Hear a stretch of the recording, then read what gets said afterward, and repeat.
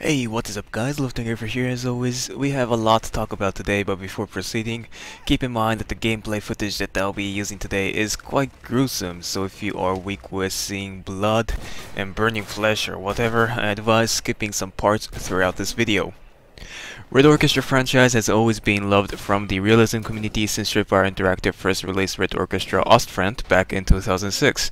It was the type of the game where you need to be extremely cautious on what you do, which route to take, and when to pull that trigger. Sometimes you need to be patiently sitting in a trench hole with your corpse friend for a whole 5 minutes just to be ran over by Ivan's T-34s.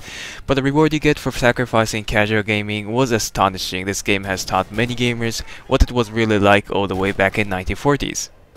Time passed and Tripwire decides to bring a sequel to the original title and released Red Orchestra 2 Heroes of Stalingrad in 2011.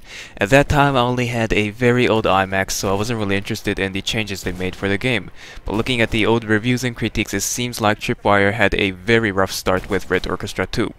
There were a lot of issues that made the game almost unplayable for some players, and the scale of the battle, collections of weapons and vehicles, the size of the map has also gotten a lot smaller compared to the previous title. This is the reason why I was a little hesitant to buy Red Orchestra 2 after I built my PC. I was never sure whether the experience will be worth my money.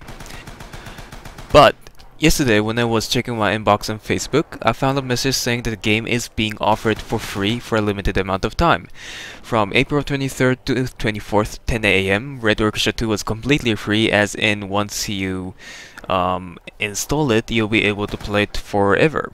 Thanks to Nikki LA for letting me know. I also tried to spread the news as much as I can on Facebook and some forums.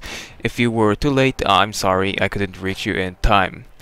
Anyways, I got the game, played it for a while, and so far I'm enjoying it. One of the biggest concerns I had was, of course, how community will react to this free promotion, you know, the people who paid full price for it.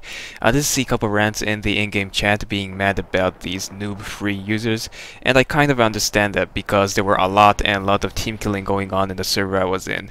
But one thing that made me happy was how supportive people were in the official forums. I didn't go too deep into the threads, but I saw a lot of beginners guides, beginners tips, as well as people just being generally happy seeing their loved game active and full of people once again. Gameplay wise, like I said, I'm enjoying it a lot. It's not a brand new title released in 2014, it's actually quite old, so the graphics are not the best of course, but the sound effects, especially the voice acting, is amazing. Try listening to this.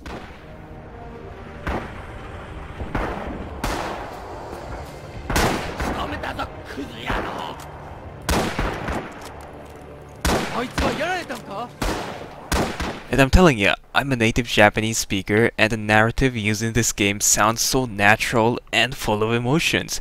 Same with American, German, and also Russian voice acting. They are all quite amazing, and certainly does a great job building up the atmosphere. Although the game got a little casual compared to Ostfront, the core gameplay is still there. If you play on the realism server, which is the only one I play, it's basically one-shot kill with most of the weapons, and I like that very much. Here's one weird thing that made me confused. I always considered myself a type of person who's used to the gore effects, you know, blood splatter, human lives flying off in movie or in game. It really never bothered me before. But there's something with Red Orchestra. I honestly don't know why, but sometimes I felt a little upset, I guess.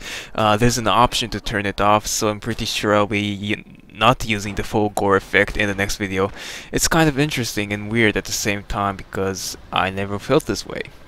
If you have your own opinion about these gore effects used in game or any game, be sure to let me know in the comment section, and for now, have a nice day and I'll see you guys in the next video.